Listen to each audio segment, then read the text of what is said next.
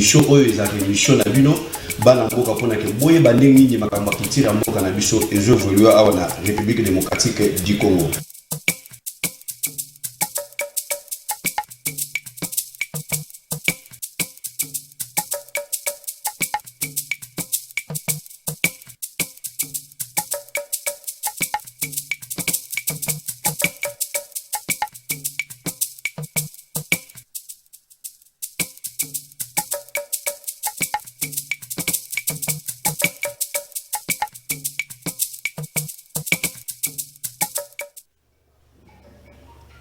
Voilà, merci partout, merci fidèles téléspectateurs, merci mes amis de Brazzaville. Là, je vois aussi mes amis de Maluku. Donabo Sanagabinote parce que Maluku nde sala kapona kete biso na ville. Tolia kakitoko parce que côté la biso biloko bien et puis bolinga ka choc tirel trop na moni bande konanga monga fula merci ebele pe bande konanga ya bandal. Tchangu donc na bosani binote bana lemba lemba c'est Paris, merci vraiment pour la fidélité au bozana ngona émission na bino choc tirel. Na yebisaka bino émission oyo ezalaka émission esalaka pona kete elakisaka bino bakitira kati ya mboka na biso ndenge ezo évoluer pe actualité ndenge ezali ko tambola surtout na makambo etali Covid-19 oyo ezo tungisa biso toujours na kati ya RDC komona ke mboka lelo ekomi na ba baisse ebele dollar ezo mataka toujours ezo sala course ndenge moko na coronavirus. Donc nde masolo to kobeta lelo lisusu mais na koyebisa bino ke nazo yamba invité moko aza invité spécial. Donc, Aza invité spécial, pourquoi? Parce que Azali moko ya ba pasteur oyo azo sala lukumu na RDC pe mutu oyo azo sambele la milimu pe ya batu bazo bika, batu bazo zo balobiko, batu bazo zo ba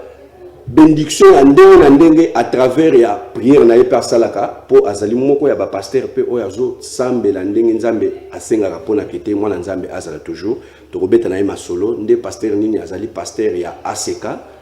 Donc ACK Kimpoanza oyo ezali na avenue Kimpoanza na commune ya Masina na avenue Monkali si je me trompe pas na Monkali na commune na Kimbanzeke bo eskizenga na route Monkali nde esika oyo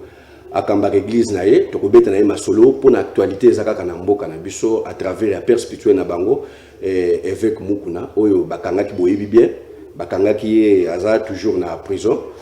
tokobeta masolo wana parce que biso tozawana pona ko komisa mituna na bino botuna ka biso na bandaku na ba téléphone bobenga ka biso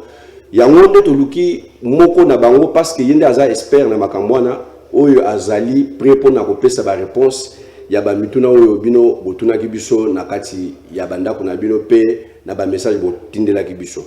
ya liboso na oyebisa bino nan ke contenu ya ba message oyo circuler na ba réseaux sociaux au bomonaki ba salimwa publication mo que pasteur Claude Kabundwale ça que je salue en passant qui a pesa ki message moko prophétique que o no soki ba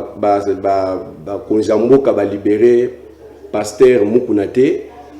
nzambe ako frapper bango vraiment na koyebisa bino que message wana eza lukuta bolanda yango te ezali makambo ya lukuta. Pasteur Wale Sabino boyebi très bien azali musala nzambe wa se respectaka soki ke azu message ke nzambe apesi message ye bino boyebi ke ye alekaka na télévision akoyebisa batu nyonso surtout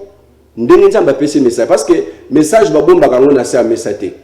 to bimisa kango na likolo ya message parce que mwinda babomba kango na sa message yango mona ka passer Claude Kabundwale soki azana message alikaka na itandweke po ayebisa bino batu nyonso surtout bana nzambe boza déjà informé que te nzambe apesi message boboy mais oya Facebook vraiment soit na ba voice obino bozolanda wana nyonso surtout ezaya lukuta parce que wale ça la ni Facebook te azaka ni na WhatsApp te donc babilo kwa kutu abeta ngo kara asale la wata mukete soki yozo mona ta mutu azu photo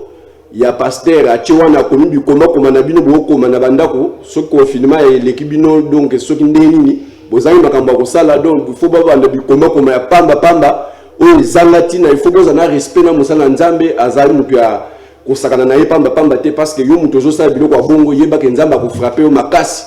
nzamba ko frapper makasi parfois ko ya ko tubela lisusu na église soki ke makambo ya église zongi o ya ko tubela parce que awa e basakana kana ngote. Parce que wale saza mutu nzambe akosala biloko ya pamba te soki azana message akoleka netandweke apesi bino message c'est un peu moi message où mke nazaki nango pona ba oyo bazu yango na ndenga mabe bolimbisa ngai mais ba oyo ba sepe nango na pesi bino merci vraiment parce que biso to kolinga te mutu moko bo aleka ba no sakana papa et ko sala biso bien te photo pesi bino ba news ndenge esengeli ko zalela ya solo vraiment émission na bino le chaque vendredi na 13h30 bolimbisa ndento ba na moi retard eza ba caprice technique au boyebi que ils ont matériel tout ça là-bas na bateau basali en maboko moi ba caprice ezalaka et lundi na ba 16h juste tozaka mobimba o koyeba ndenge nini makambo ya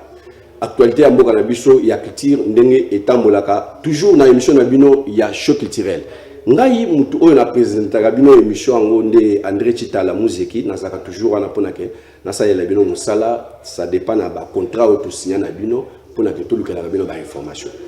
allez na so kotsa invité na biso poto beta masolo parce que balobaka TV Zangonga et to beta masolo poto découvrir l'actualité eza ndenge nini bonjour musala nzambe bonjour de André bonne santé non en tout cas kimezali zambe ya bomo ya zali ko batela biso to komisie pona ngolo asali biso ya ko mona lisusu mukolo ya lelo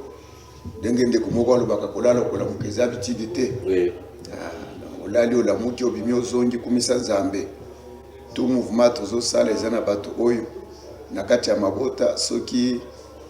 mutu na bango oyo azali kobela azwi makasi ya kolamuka ne fiske kolamuka bato ya famille basepeli alamuki zela bato mususu azana makasi ya kolamuka te mutu mususu azana makasi ya kovanda te mutu mususu azameme na petit ya kolia te mais soki yo zingolo ya kolamuka ya kovanda ya kotelema ya kotambola ya kobima pe kozonga vraiment oza mutu anyonga kokumisa nzambe voilà un peu donc même soki nano ozwi baavion te ozwi mituka te ozwi oyo ozoluka te du fait seulement que nkolo abateli yo apesi nzoto makasi olali olamuki otelemi en tout cas komisa ye parce que écriture elobi eliki eza nano mpona bato nyonso oyo baza na bomoi komo okufi te nzambe azobatela yo pendant que mokili ezali kopela moto alors omikuti parmi les vivants c'est quelque chose oyo kozanga te kokumisa nzambe voilà. En tout cas, merci beaucoup. D'accord, bisa batunyo swazolanda biso ke ozali moko ba pasteur ya église ACK na Monkali. Oui. Si Raveni Kimpwanza. Oui, 524. 524. Oui. Et puis, comme on a eu ozali pasteur Israël Chitenge. Mafuta Nankolo. Voilà. Bakselia Mafuta Nankolo. Oui. Pourquoi Mafuta Nankolo? Non, Mafuta Nankolo ezali ngolu na nzambe likolo na biso parce que pour ça la musala nzambe bien il faut mafuta ezala en tout cas ça mafuta okosala musala malamu te ça va vraiment merci beaucoup ça mafuta okosala musala nzambe malamu te mais pasteur tokoti ko na actualité vraiment kwasirenga ke ba question non na opposer okozala libre pour na répondre nga parce que bato bazana banda kunde ba tunaki biso poto luka moyen nini ya kolukela bango moi ba lumière na makamwana. Bon, na ko répondre ou na ko répondre. On a monique na ko bukate. Alors ce qui n'a dimi on la bisinga que na ko répondre nyonso na dimi non. Ezana mususu peut-être bon, naza intellectuel. Oui. Aussi nazali musali nzambe naza pe citoyen congolais. Donc on lobi que eza actualité. Alors citoyen congolais nyonso azana droit à l'information, droit aussi à pour émettre un avis sur un point d'actualité quelconque. Donc, dans le cadre wana, ce qui n'a pas question, n'a pas répondre parce que mieux vaut kukanga munoko que koloba makambo yo peut-être la vérité te ou bien peut-être que ça va être un petit implicité. Voilà. Voilà, merci. Vaut mieux koloba oyo ozali koyeba ke koloba makambo moko oyo oza nango idete. Pasteur na ozonga na lombango pour to be tamasolo na biso. Elo yebisa biso nanu ACK ezo évoluer ndenge nini na monde entier. Non, na minute oyo église nyonso eza ya kokanga. Toza na kati na état d'urgence, toza na kati ya confinement. Donc na koloba ke église nyonso non seulement ACK mais toutes les églises, n'est-ce pas, ya territoire national na biso nyonso ya Congo eza ya kokanga. Mais eza ya kokanga mais nani administration ezo évoluer pasteur. Ngana tuni pona aseka na bike l'église nyonso eza fermé. Oui. Mais administration ezo travailler. Siko na aseka eza ndeni parce que lelo père spirituel na bino bakangiye ozo yeba iloko wana bien. Vraiment na ebite ce que le Congo ezo sala bino esengu bien deni. Non, les autres services c'est monté pasteur. Parce que comme on a monté père spirituel tant que monté au azo diriger batu nyon surtout. Mukumba za la kanango ba c'est ka nyon surtout en Afrique partout. Ouais. Bisika nyo soit c'est ka ezali ezakande na likolo na yende mutu aza père spirituel nango. Mais tant que bakangie nanu, sikonde tozo tuna ke évolution ezandengi ni sikoyo na kana bino. Na banza ke eloko yeso sala passe na mutema parce que mutu azali papa na yo. Mutu azali leki na yo yaya na yo ndeko na yo azala na réseau azala na tort ceux qui m'a bé comme lié surtout que nous sommes des Africains, nous sommes des chrétiens, il faut et ça la passe. Alors ceux qui se connaissent ça la passité et ça lié c'est alors là c'est très mauvais. Il faut ceux qui ne causent problème à ceux qui peut-être azali mutu famille na yote mais comme africain alors malheur il y a mutu assemblable na yo il faut et ça la yo passe mais tozolo ba mona cadre actualité peut-être ezali solo na niveau na yaza mutu moko très élevé alors moi eloko nyoso ko le connaît pas na ye ezali ko la chef de l'état donc eloko nyoso ko le connaît il faut tout le monde aluka kolobelango tous les journalistes mutu nyoso ba internaute nyoso fait balobelango. Pourquoi? Parce que azamutu moko élevé mais on a kolobezali que ACK va bien dans un état d'urgence il n'y a rien qui se fait bakili teza suspendu na mokonzi mboka par rapport na makambo ya situation ya pandémie ya coronavirus. Donc voilà un peu en bref. En tout cas ce que totali bien et ba image zo le kawana ezali na église na yo et sika oyo kambaka oui na Monkali oui oui mais siko lelo kota la bandi mebele ozana bango boye pasteur na yebite na message autant bazui yango tant que yoza pasteur yo po pesa ki bango nini pona ke koluka moyen nya ko expliquer bango na makambo ekutanya na bino. Non bandimi bazali na kati na mboka Congo balandaka ba télévision balandaka ba radio d'ailleurs tango chef de l'état lobi que ba kirite za suspendi. Alors ngai na kindaki l'église que tokosangana na communiquer bango bayeba ke voilà ndenge mukoza mboka lobi na komi kuna na kuti mutute bango moko basiba yoki information wana na à travers ba médias ba bendali na bandako. Donc ça te comprendre bien même ba publication au ya pasteur c'est que ba tu baza déjà informé parfois pe ba mususu ba kobima na bango ba kobima na ba église na bino na mutu kobima koloba ke ba to yoka ba bima kobima pourquoi? Mais oui parce que comment na makambo wana mutu baloba bien que mutu alanda exemple à mettre na ye mais tant que au moins que mettre vraiment oya sali wana na ndenge ozoloba ke ba tu baza informé. Ouais. Donc yo oyebisi bango ka mutemi baza informé donc baza informé déjà ba téléphone de ba mona la publication c'est que bazu ya montre les a solo non c'est-à-dire que omoni il faut bino ba panzi sango poza na culture ya koyeba ndenini droit etambola ka ndenini mibeko ya mboka etambola ndenini mibeko liloba na nzambe et voliwaka c'est-à-dire que soki bakangi moto aussi longtemps que ba juger yena noté aussi longtemps que justice et se prononcer na noté pona ko talisa mabe na yeza place nini ba condamner les camonines mutu wana baloba kazali présumé innocent. Alors il y a ce qu'on appelle présomption d'innocence. Alors vous ne pouvez pas spéculer là-dessus ata soki ozana eloko moko loko la preuve que non Isaiah solo non naloba kila fois passé on a évité yo muto yambaka ngai. Alors Nathalie saka yo que Joseph abimaka na ndako ya Potifar na chambre na ya coucher mama mwasi ya Potifar nde muto abengisi kuna yaka kota na kati ya koti na kotremble kazali mama patrone na ngai akomi kuna mama bani ko caresser yaka coucher na ngai mama ngai nazali ya okome d'abord na trouver grâce pas mobile na yo. J'étais venu ici comme un esclave, mais Moubana yo asungi ngai olia traité nga lokola esclave atenga lokola gérant ya biloko na nyonso mais apesa nga droit ya toucher yo be ya ko gérer yo te Pontifar apesa komisi nga maître ya biloko na nyonso sauf yo mwasi na ye mais lelo nazoka moko oba na kubenga nga komisa nga mwasi na yo non sala kaso Joseph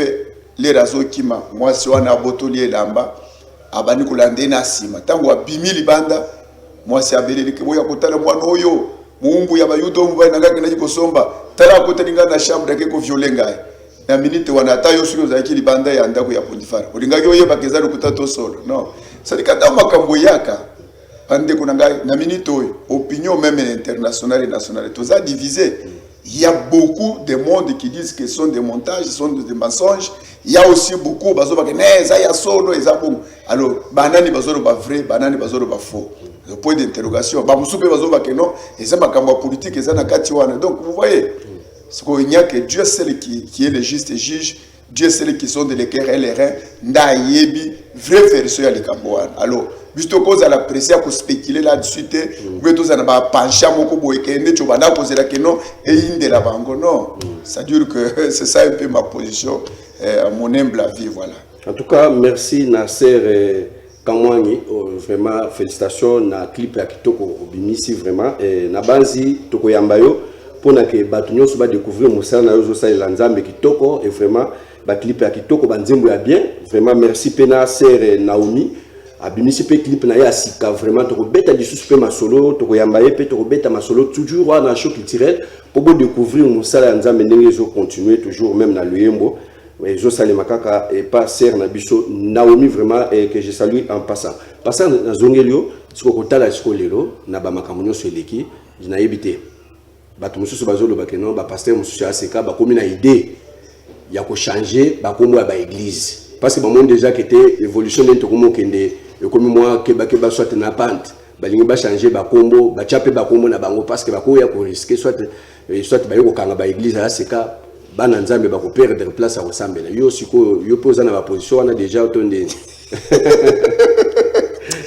en tout cas au moni ozali mupanzi sango oui tango lobi ba pasteur mususu alors c'est que ngape na kotuna yo bien parce que yo nga olobi que yo kotuna nga na répondre na kujipe c'est une information pesingai net pasteur nini par exemple non là mitune zali pas na live mitune zali pas na tunyo siko donc oza déjà na vie wana to zandingi non moi c'est na éviter ceux qui yo yebi ko bois pasteur moko parce que likambo na no payer bani position na ngote na talisio que li solo yo opinion za divisé na base que yo ozali muto information tozana na Kinshasa wa okota ka internet batu États-Unis batu ya Europe donc une grande partie de la population mondiale même na Kinshasa sont d'accord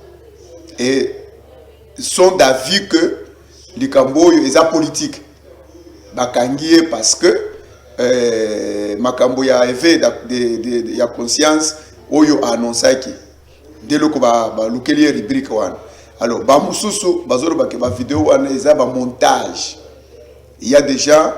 oyo même ba bana ko commenter na ba réseaux sociaux ba lobi que so yo lingi yo ndeko André pesa image na yo moko ba ko montrer yo ba image oyo ya sex tape et bi ma penza que ya solo soki ba to batali to panzi yango wana kote wana ngana yo ko bi ba ke eza ngana tunisko pour la position. Non, c'est là. Oui. Pasteur Oyo likamboye bimiboye nano ezui précision te toyeba que qu'est-ce qui se passe au juste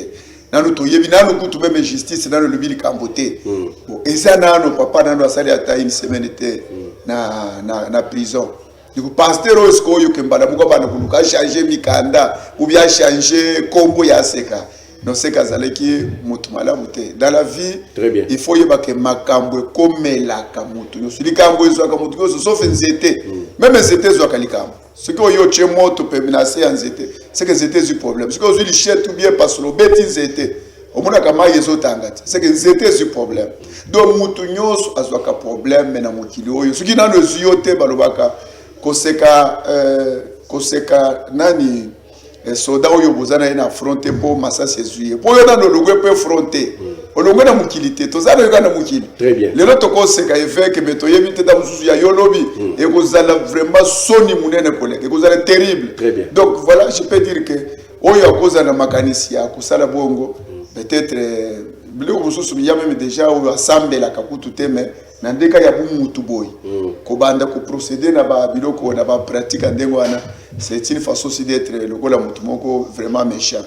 en tout cas ce qui ezana mutu azo linga ko sa biloko bongo eza malamu te parce que ezui mutu lelo ko sekate parce que lobby ya yo oyebite musala nzambe nazo continuer na yo mais lelo ko remarquer na makambu oyo eza ke père spirituel na bino ndenga bimisa bino lelo boza ebele mais to remarquer que ba pasteur ebele presque na aseka na yebite ba mususu baza soki alongwe pembeni ya papa na ye abimi ko finga ba pasteur mususu na yebite makambo wana bato bazomitu na ba mususu bazo comportement ya père spirituel na bango ba mususu bazo bano est-ce que réellement eza bongo to eza ndenge que ce qui pasteur abimi abandi ko finga ba pasteur mususu donc presque ba pasteur ya seka ouais oyo ba évoluer peza mingi kuna ouais balinga ko attaquer ba pasteur mususu ko finga biloko ndenge wana merci oui nayebi bon vous savez eza eloko moko eza kamala muté neti que un pasteur asepeli alongwa l'église na base que ba règlement d'ordre intérieur ya l'église nyonso ezotalisa que mutu aza libre ya kuadere na église pe aza libre ya soki azo linga lisusu te alongwa pourvu que atika biloko nyonso ya église oyo ezali ya église biloko ya église atiki yango abendani ye moko na mwasi na ye meme na ba parti politique ezaka ndenge wana na ba règlement d'ordre intérieur nyonso meme ya ba ONG ezalaka ke soki mutu azaka tout membre est libre ya kuadere na église soit na ONG soit na parti politique azape libre ya kolongwa soki amoni que ça ne va plus aza libre ya kolongwa mais eloko ya mabe ezali meme Yesu Kristo ye moko azaki na bayekoli balobi na mukanda Jean 6 na base na verset 70 ozokita na se alors Yesu atei bato bele balobi non mateya nini oyo papa ya komukote Bible zoba que plusieurs d'entre eux bazonga sima balobi tokolanda lisusu te parce que Yesu atei que non voilà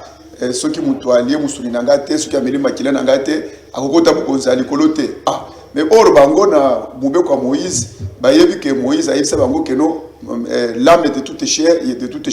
est dans le sang donc okoliaka makila ya nyama te okolia musuli na makila na ngote mais comment est-ce qu'il y a koloba ke tolia musuli na ye tomela makila na ye c'était l'idée ya Yesu na Jean 6 kobanda verset 60 ozokita lisolo ezandengwana Bible zoba que plusieurs ya ba disciples na ye lele bayoki lite ya wana ba se retirer olbi to kolande lisusu te mais ba Pierre na quelques autres ba bité biso to continuer kolanda Jésus Christ mais ba to ba lobi to kolande Yesu lisusu te Yesu amodire bango te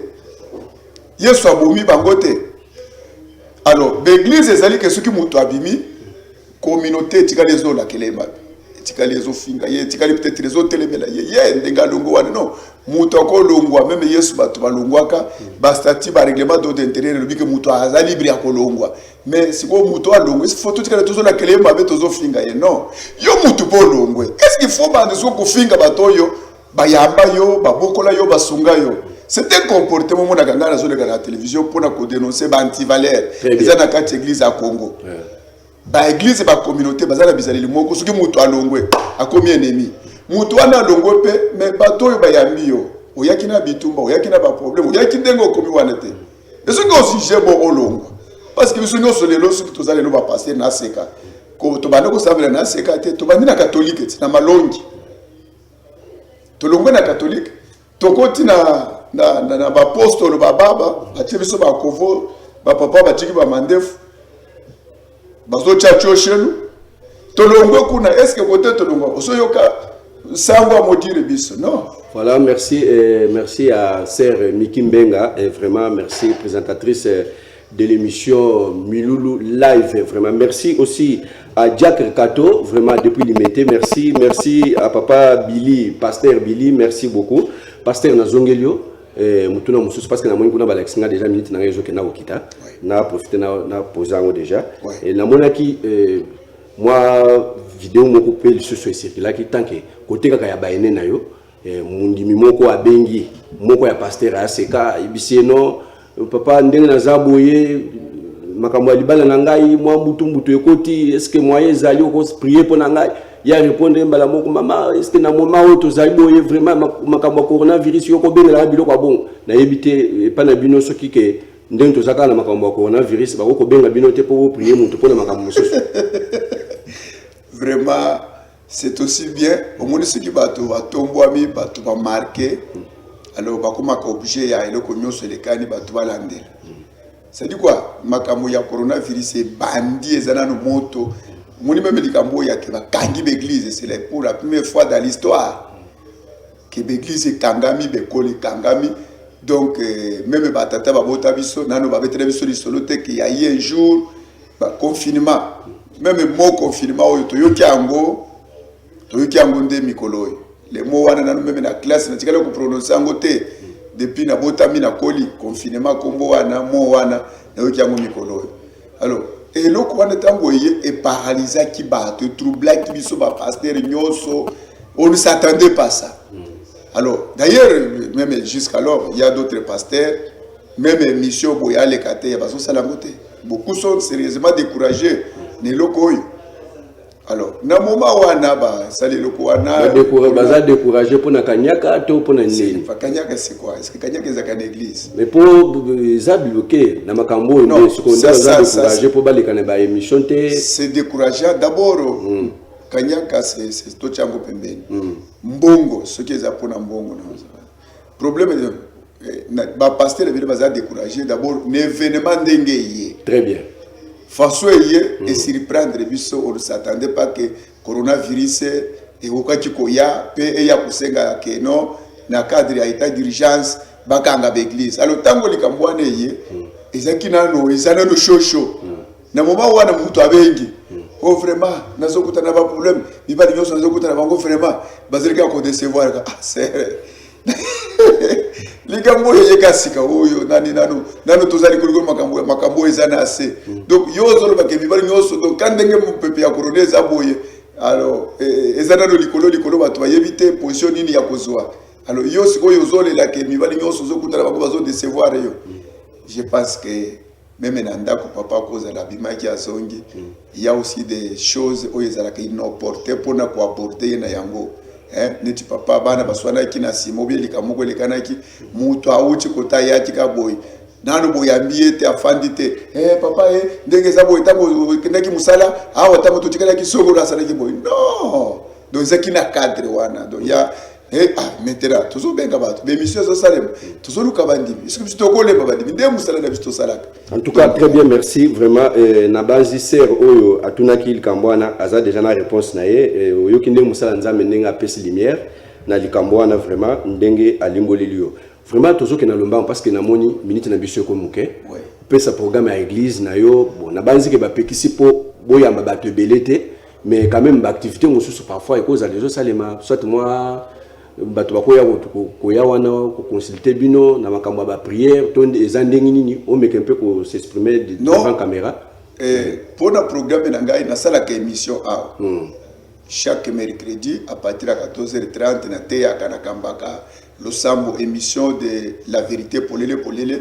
émission de la nourriture au temps convenable émission il y a prière donc elle est kanakawa sur Show TV en direct chaque mercredi de la semaine et tous les jeudis à partir de 16h30. Donc la diffusion c'est mercredi à 14h30, la rediffusion c'est jeudi à partir de 16h30. Et l'église nous sommes là, nos téléphones sont ouverts. Tout ça,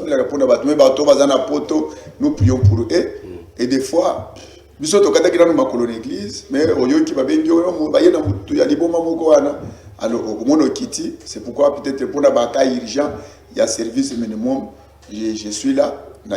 L'église, peut-être s'il y a un cas tous les mardis et tous les jeudis à partir de 12h30 et les dimanches na yaka wana na tongo na fandi aloti ba 14h30 na zongi ndako mutu amoni que non il a à me dire il a peut-être quelque chose qui a consulté je suis là. Très bien. Ouais. Bon, votre numéro de contact et puis oui, numéro de contact Mafuta Nankolo 085 00 68 258.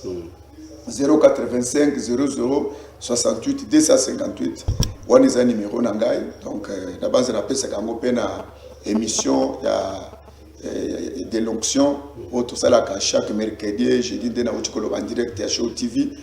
085 00 68 258. Là vous pouvez nous appeler sauf peut-être que ndenge tu as un problème ya courant. Sinon, ce numéro est toujours ouvert pour recevoir vos appels. Voilà, pasteur, tu as déjà dans la émission. Mais moi, le bâtard mouké na moukoussé pour la makambo itali coronavirus. Bato bazo le bakeno il faut ba classe les zones ba musu bazo le bakeno classe les zones anante et la année blanche. Mais selon le musala nzambe pour le bini. Année blanche pour nani.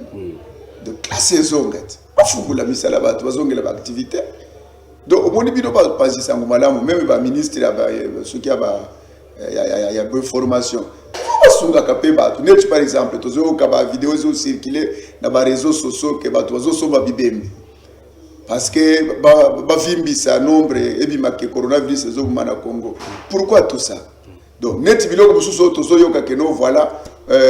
ba chinois ba yaki ba tester bato na opter ya cinquantenaire ba trouver que awona Kinshasa corona isate quand il y a des rumeurs qui circulent comme ça. Alors moi yebi surtout toi affirmer en isate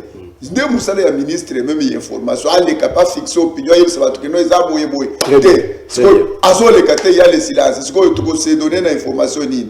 donc tu continuer bazolo bana ba réseaux sociaux auto ko lo bezali que ba fungula ba activité be ko les zonga makamunyoso ezonga ba weze zonga parce que les gens sont en train de souffrir sérieusement depuis sans tout ça tout fani na banda. Très bien, moi bambota batumi balé c'est aussi là. Vraiment na pesimbo tenefek Pascal Mukuna Zambé alongi sa ina bitumbaza nango na pesimbo te na pasteur François Muto Vasilom na pesimbo te na église ACK Kimpwanza na route mokalinda ba landi nyoso oyo bazwili bakuya kolanda ngai na pesimbo mbote place bozali. Que Dieu vous bénisse. Mais molongo na yo pesimbo te tabosi likananda bazo na pesimbo te na mama pasteur mama Mwambui mama Mafuta en tout cas et na pesimbo te na yo moko de André. Merci vraiment pasteur. Émission omuningani kama vérité. Merci. Ezate que toka kama kangama qu'il faut lelo le kina télévision loba. Merci pasteur vraiment merci vraiment et voilà, merci toza suka émission boyoki neto s'exprimer na invité na biso musala nzambe munene azali pasteur ya ACK Kimpwanza donc na Monkali na route Monkali donc wana okuta église na ya munene za wana vraiment azo kamba batu ebele pe mutu o azana onction na mafuta penza donc oyebo ya chelo boko oza mobimba ya ye wana nde to beta na masolo ndenge bino tunaki biso mituna na banda kuna bino biso musana biso ezaka pona ke to lukela bino ba invité pona ke to na bango ba mituna bino botuna ka biso pona boza ba biyano na banzi mutu nyoso na ndako aza satisfait na oyo to betieli bako ya mabe alimbisa biso vraiment na ba oyo ba sepe na biso vraiment to pesi bino merci na banzi ke batu nyoso balingaka mutu te ezana bato balingaka biso na bawo balingaka biso te mais na kosala ka to pona ke nzambe wana oyo to sambela toujours akosimba mitema na bino bokolingaka biso nanko yango wana toza déjà na suka ya émission na pesi merci na oyo azaki na régine papa merci vraiment bozaki ebele botika ete kimi yankolo ezana banda kuna bino botika malamu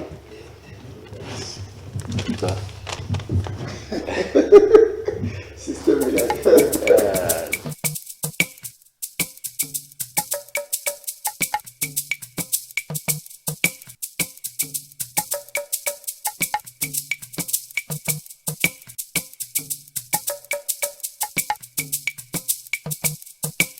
émission oyo ezaka émission na bino bana mboka pona ke boye bandenge nini makambo kitira mboka na biso ezo évoluer awa na République démocratique du Congo.